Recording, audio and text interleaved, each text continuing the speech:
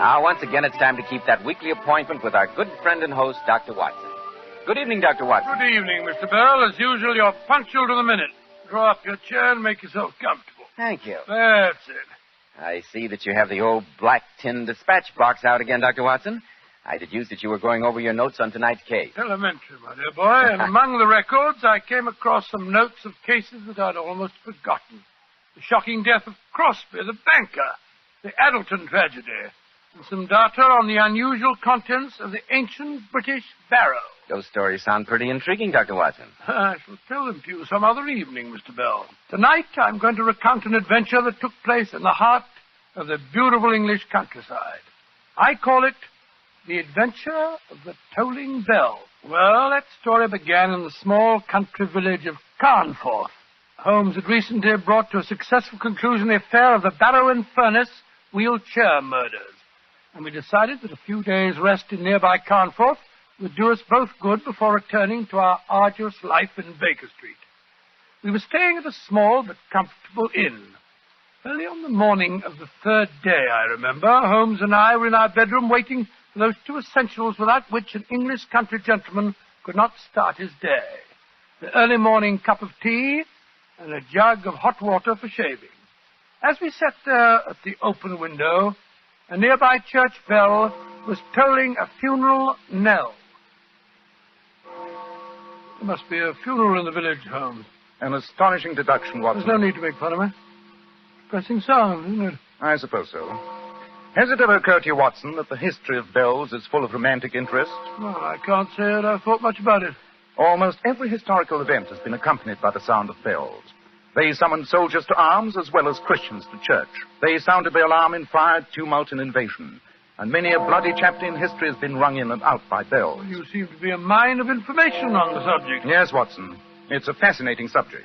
Come in, come in. Good morning, my dear.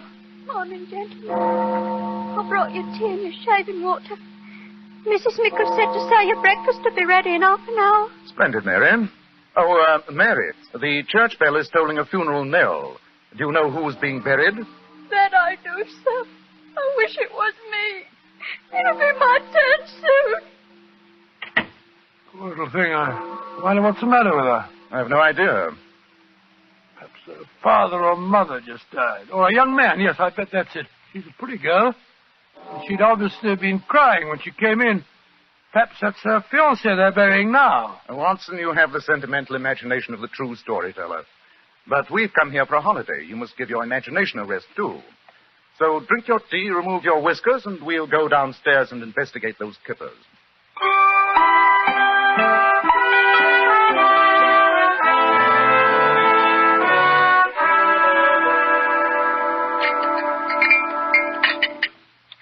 You like your kippers, gentlemen? Excellent, Mrs. Mickle, excellent. Never eaten better. Yes, indeed. By the way, Mrs. Mickle, we heard the funeral bell tolling earlier on. Do you know who was being buried? Yes, I do. 2 souls are being buried. And one of them was a murderer. A murderer? Good Lord, in this peaceful village? What happened, Mrs. Mickle? 'Twere old Threadgold, the corn merchant. Found out his wife had been gallivanting around with a young fellow from Bolton. Cut her throat, he did, and then hanged himself. More tea. Thank you. Oh, shocking. So the peaceful countryside is not as peaceful as it's made out to be, Holmes. A fact that I've frequently had occasion to point out to you, Watson. Has the Morning Post arrived yet, Mrs. Mickle? Here comes old Gilly up the path with it now. I'll see if he's got anything for you. A murder, eh? What do you make of it, Holmes? What is there to make of it, Watson? A jealous husband murders a faithless wife and then commits suicide. A tragic story, but a simple one. Top of the morning to you, gentlemen. Good morning, Gilly. Any letters for me today? Oh, Mr. Holmes, 2 letters. One of them's got some newspaper clippings in it, I think. And you've got a postcard from a Mr. Lestrade. He wants you back in London bad, Mr. Holmes. Here you are. Upon my soul, Gilly, you've been reading Mr. Holmes's private correspondence. Bless your heart, Dr. Watson. If I didn't read other people's correspondence, how would I know what's going on in the village? You were right, Gilly. It is newspaper clippings. By the way, you heard about the murder of Mrs. Threadgold, I suppose? Heard about it. I told the bell this morning at the funeral. You mean to say that you're the bell ringer as well as the postman? Bless your heart, yes, Doctor. president of the Coal Society, too, as well as being on the parish council. You're a busy man, Gilly. That I am, sir. Take this afternoon now. I'm to ring those bells again. Not another funeral, surely? No, sir. A wedding this time. Oh, I'm glad to hear it. Young Sam Perrin is marrying the Slater girl. And you might say I'm responsible for bringing them together. Got some of their letters mixed up, I did. They looked each other up to exchange them, and presto, before you know what's happening, they're getting married. Regular Cupid, you might say I am. Be off with you, Gilly. Other people want their letters. Mr. Holmes doesn't want his kippers spoiled with your idle chatter. All right, Mrs. Crabapples and Vinegar. One of these fine days you'll smile, and the world will come to an end. Good day, gentlemen.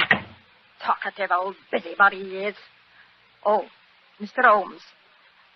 Mrs. Lackland's in the hall. The poor old lady's most anxious to talk to you. Mrs. Lackland? She has the seamstress shop in the High Street. Her only son ran away from home a few months back. I think that's what she wants to speak to you about. Oh, but my friend's here for a rest, Mrs. Mickle. I told her that, Doctor, but she won't go away without seeing Mr. Holmes. Oh, very well. Ask her to come in, please, Mrs. Mickle. Yes, Mr. Holmes. Oh, why do you bother to see her, Holmes? Sounds like a trivial matter. The disappearance of an only son can never be a trivial matter. Well, I meant trivial for you, not for her. This is Mr. Holmes and Dr. Watson, dear. Thank you, Emmy. Good morning, sir. Good morning. Good morning. Please sit down, Mrs. Lackland. That's it. Now, what's the trouble? It's Tom, sir. My only son. He left me 4 months ago, and I've not seen ear nor eyed of him since. You've had no message from him since he left? Not one word. I'm fair out of my mind, sir. Have you any idea of his reason for leaving the village, Mrs. Lackland? None, sir. He was a good boy, and he worked hard, and he didn't fool around with those flippity-gibbet girls in the village. I think he's met with foul play, gentlemen. And I want you to find out about him for me, Mr. Holmes. I've heard say in the village that you're the greatest detective in England. Mrs. Lackland, I'd be glad to help you, but you give me no clues to work with. I'm afraid if that I can't... If it's money you want, I got £20 in my postal savings. It's all yours if you can bring my Tommy home to me. Or at least tell me he's safe. Mrs. Lackland, I wouldn't dream of accepting a fee. However, I shall give your problem some thought. If I arrive at any conclusions, I'll get in touch with you at once. God bless you, Mr. Holmes. Good morning to you, sir. Good day. Good morning, Mr. Lackland. Poor old thing. I don't see how you can help her, Holmes. Nor do I, at the moment. But a young man who has grown up in a small village like this may have led a life that his mother is totally unaware of. You said that you had to work on one of your stories today, Watson. Yes, I had a letter from the editor of the Strand magazine yesterday requesting a manuscript as soon as possible. Splendid. Then you stay at the inn and work on your latest masterpiece while I scour the village to see what may be found out about the missing young man.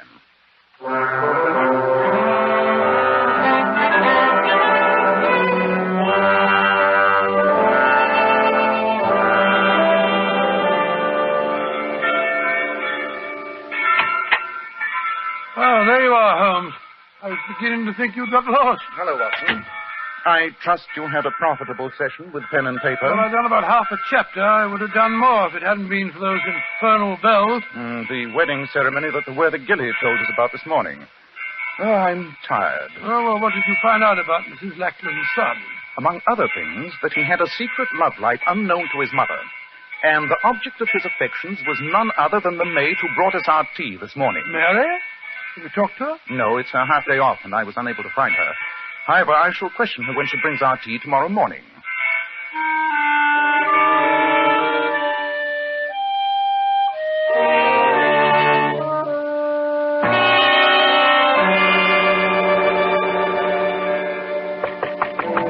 Come in, Mary. Oh, Mrs. Mickle. Good morning, gentlemen. Here's your tea and shaving water. Where's Mary this morning? She didn't come to work. Must be ill again. Unreliable girl. And no better than she ought to be, if you ask me. It's no job for me to be carrying tea and hot water upstairs. I hear the village bell tolling for another funeral. Does Carnforth have a burial every morning? I really don't see how the population can run to it. It's another suicide, sir. Another suicide? Good Lord. Old John Larrabee, the baker. He was expecting some money from his son in Australia. It never came. And they foreclosed on his shop. And he hanged himself. Will you be wanting a couple of boiled eggs to your breakfast, gentlemen? No, I haven't much of an appetite, thank you very much. Yes, sir. That woman seems absolutely heartless. She almost smacks her lips when she tells us about these tragedies. Yes, Watson, I noticed it. This peaceful village is beginning to seem strangely sinister to me. And since you have no appetite for breakfast, perhaps you'll join me in a little excursion as soon as you're dressed. Of course. Where are we going? To see the maid, Mary. I'm anxious to talk to her before another funeral bell begins to toll.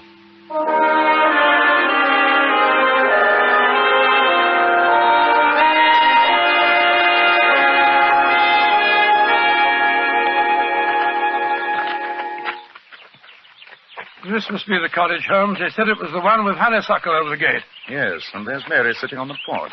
Oh, she's got up. She's coming up the path to meet us. Good morning, Mary. I'm sorry you're not feeling well. Mr. Holmes, Dr. Watson, why have you come here? Not to ask about my health.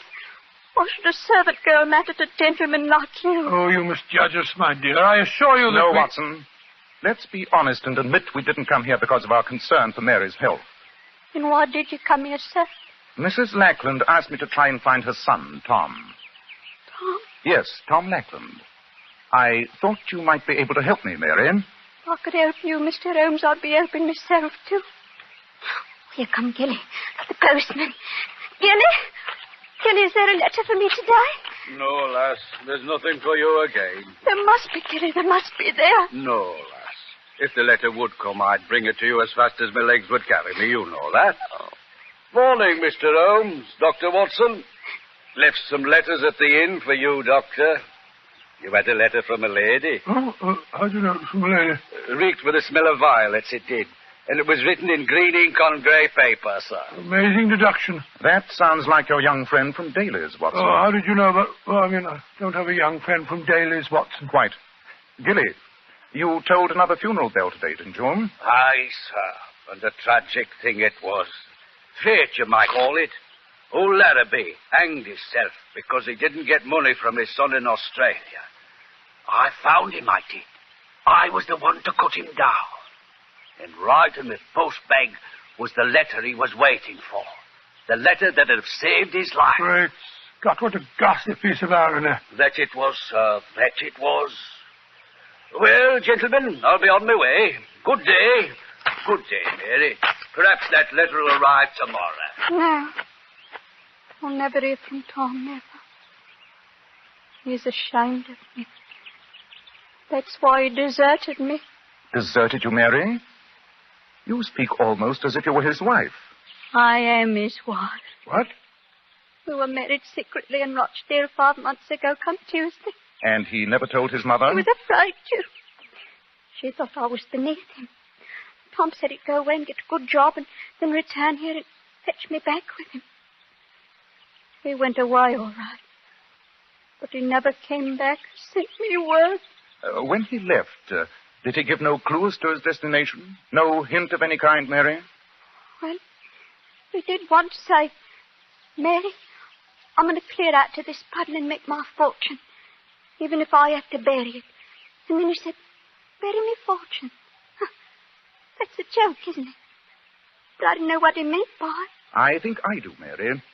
Watson, we're taking a short train journey as soon as possible. Oh, where are we going, may I ask? We're going to the town of Bury in search of this young lady's husband. What makes you think Tom might be in Bury, Mr. Holmes? Because the famous fortune cotton mills are in Bury. It would seem possible that when your husband joked of burying his fortune, he was talking of going to the mills there. Wherever he's gone, he won't be coming back for me. I know that. No, don't talk like that, my dear. Remember, you have friends, Mrs. Lackland.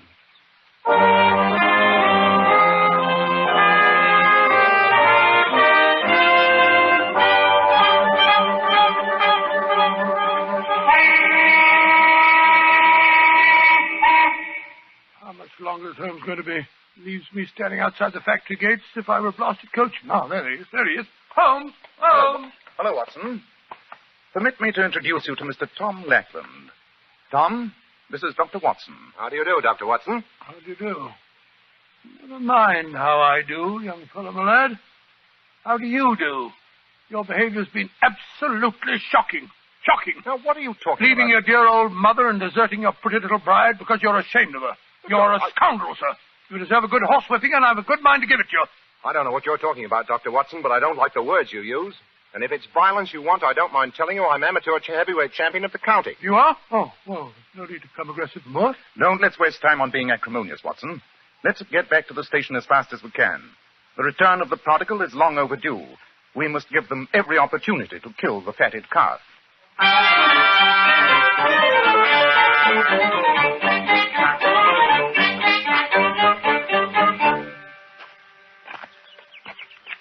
Hi, there's Mary's house. I'm dying to see her. And after this reunion, Tom, I suggest that you both go over and see your mother. I'm sure she'll forgive you. Oh, yes, Mr. Holmes, I'll do that. Well, perhaps we should have warned her. Your sudden appearance may be something of a shock. I think it's a shock that Mary can handle. She must be out. Door's locked. Knock again, if you don't mind. She may be asleep. Great heavens! That was a revolver shot. Come on, Watson. Help me break in the door.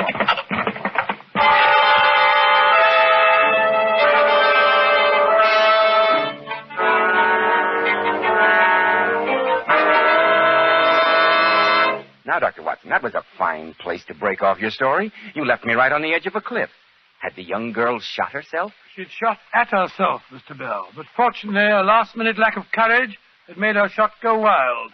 Holmes and I and the young bridegroom burst into the house and wrested the smoking revolver from her hand. I must confess that reunion between the two young lovers was a touching sight. In fact, I felt considerably older than I was as Holmes and I stood there listening to Tom, reassuring her. Mary, darling, it's all right. I'm here. Tom, you are. You did come back from me. I thought you never would. I tried to kill myself, but I hadn't the courage. Oh, there, Mary. Everything's going to be all right now. It will be, Tom, won't it? I'm so tired. And now, Tom, I think the time has come to reassure Mary that you did write to her. No, of course I did, Mary, darling, and I sent you money and told you that I'd be back here to take you to Bury as soon as I'd saved up enough. You wrote to me, Tom? Well, twice a week. And I wrote to Mother, too. Then why didn't I get the letters? The answer to that should be obvious, my dear. Gilly, the postman, deliberately withheld them from you. Gilly? Great heavens. Why? I have my suspicions, strong suspicions, but I have to get proof. Tell me, Mary, the day before yesterday, Mr. Threadgold murdered his wife. Do you know how he learned of her infidelity? Well, I'm not sure, but I did hear Mrs. Nichols say that it was through some letters that got mixed up. The letters addressed to her were delivered to his office instead of at the house. Gilly again. Precisely. Surely the whole terrible pattern begins to take shape. Tom. Yes, Mr. Holmes? I'm going to lay a trap. To spring it, I shall need your assistance. Of course, Mr. Holmes. I'll do anything. Wait here with Mary until darkness falls. Then muffle yourselves up and go to your mother's house. Wait there in hiding and let no outsiders see you until you hear from me. Since you two lovebirds have been separated for 4 months, I don't imagine that'll be too unpleasant. Quiet, Watson. You understand, Tom? Yes, Mr. Holmes. Good. Then come on, Watson. What's your plan, Holmes? I'll tell you as we go. One thing I can promise you. Before the sun is very high tomorrow, I shall free this village from one of the most subtly evil powers I've ever come in contact with.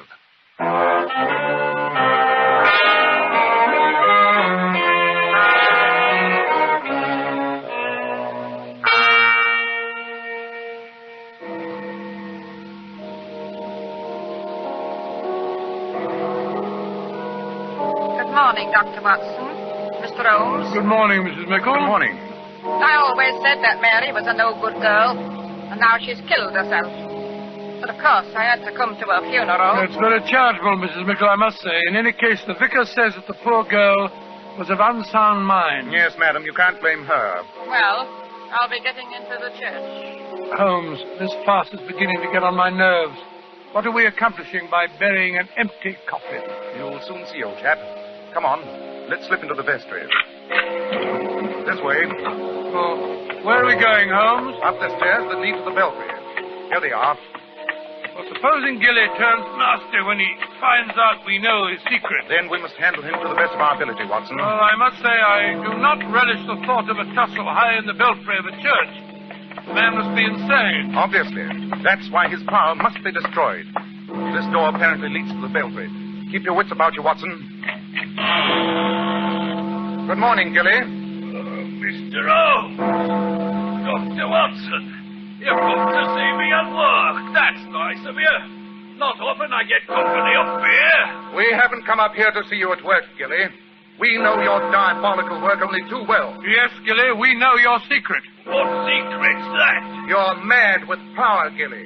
You've tried to control the destiny of this village.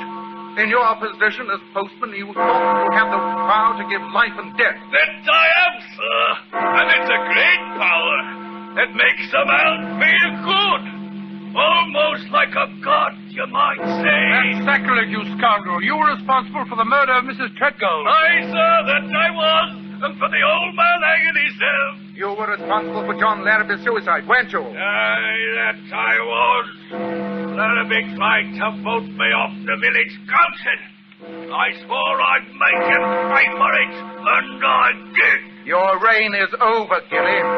You'll never toll a bell again. The only one you'll hear will be a prison bell. You can't touch me, Mr. Holmes. You've got no proof. There's nothing you can do. Don't be too sure. I've enough influence to take your job away. You take me away from me bells. I live for these bells. You wouldn't take me away from them. You couldn't live without the power they give you, could you, Gilly? You're trying to destroy me! You are destroyed, Gilly. Yes, you've already failed. Mary's alive. Alive? But the coffin they're burying down there is full of stones. You'll be the laughing stock of the village, Gilly. They'll never laugh at Gilly. You can't catch me, Mr. Holmes. I'm beyond you still. He's running up the ladder leading to the bell car. Come back, Gilly. Come back. He's mad as a hatter. Quite. What's he going to do up there? He might set fire to the steeple, commit any madness. I'm going to fetch him, Holmes. No, Watson. He drew a knife as he fled. And with that rickety staircase and the narrow opening leading into the bell chamber, you'd never stand a chance. He'd get you on the first slash. How are we going to get him down? There's only one way. He's in a tiny loft containing his beloved bells. We'll see how much he loves them at close quarters. I doubt if even he can stand the noise in that confined space. Where's that bell rope? Come down, Gilly. Come down from there. Stop! Stop ringing me bells! Not until you come down, Gilly. Stop ringing them! I can't stand it! You drive me mad! You are mad, Gilly. Mad with power. Come down here, I say. I'm coming! Great heavens, he hurled himself out of the belfry. Holmes, he hasn't a chance of surviving that fall. I have no intention of causing the unhappy man to jump to his death, Watson, though I cannot help but feel that his poor demented mind may find a happy oblivion this way rather than in the confines of an asylum. Yes, you're probably right, Holmes.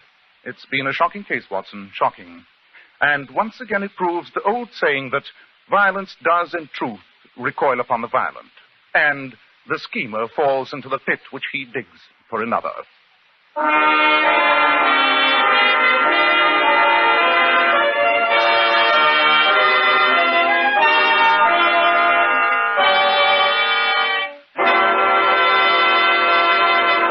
Now, Dr. Watson, what about next week? Well, now, let me see. What shall I tell you? Next week, I think I'll tell you a rather gruesome story about how Sherlock Holmes saved the life and the sanity of a certain Count Romagny. I call it The Adventure of the Carpathian Horror.